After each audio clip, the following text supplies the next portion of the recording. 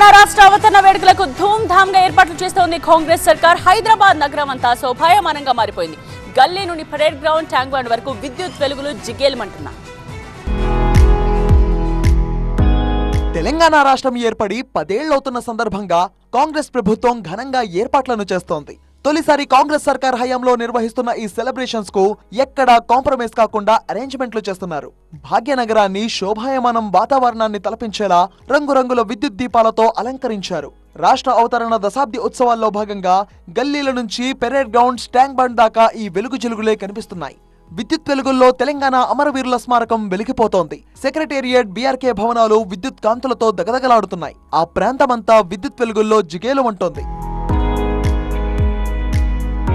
June 1వ తేదీన సాయంత్రం నుంచే తెలంగాణ అవతరణ వేడుకలు ఘనంగా షురూ కానున్నాయి. జూన్ 2వ తేదీ రాత్రి 11 గంటల వరకు ఉత్సవాలు కొనసాగుతాయి. రేపు ఉదయం 10కి సీఎం రేవంత్ రెడ్డి జాతీయ పతాకాన్ని ఆవిష్కరించి తెలంగాణ ఆవిర్భావ దశాబ్ది ఉత్సవాలు ప్రారంభిస్తారు.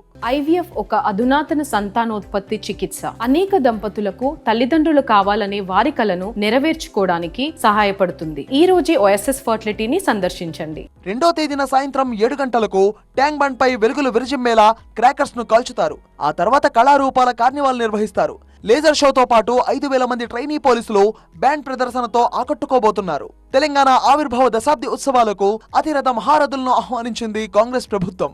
కాంగ్రెస్ అగ్రనాయకురాలు సోనియా గాంధీ ప్రత్యేక అతిథిగా రాబోతున్నారు. అలాగే మాజీ సీఎం కేసీఆర్ తో పాటు వివిధ పార్టీల ముఖ్య నేతలకు, ఉద్యమకారులకు కూడా ఆహ్వానం పంపింది తెలంగాణ ప్రభుత్వం. సోనియా గాంధీకి సన్మానంతో పాటుగా రాష్ట్ర గీతాన్ని ఆవిష్కరిస్తారు. జూన్ 2వ తేదీన ఉదయం, సాయంత్రం ఘనంగా వేడుకలు నిర్వహించబోతోంది తెలంగాణ సర్కార్. ట్యాంక్ బండ్ పై స్వయం సహాయక బృందాలకు చెందిన హస్తకళా ఉత్పత్తులు, చేనేత కళల స్టాళ్లు ఏర్పాటు చేస్తున్నారు. నగరంలోని ప్రముఖ హోటళ్ల ఫుడ్ స్టాళ్లు, పిల్లలు ఆడుకోవడం కోసం ప్లేయింగ్ జోన్లు ఏర్పాటు చేస్తున్నారు.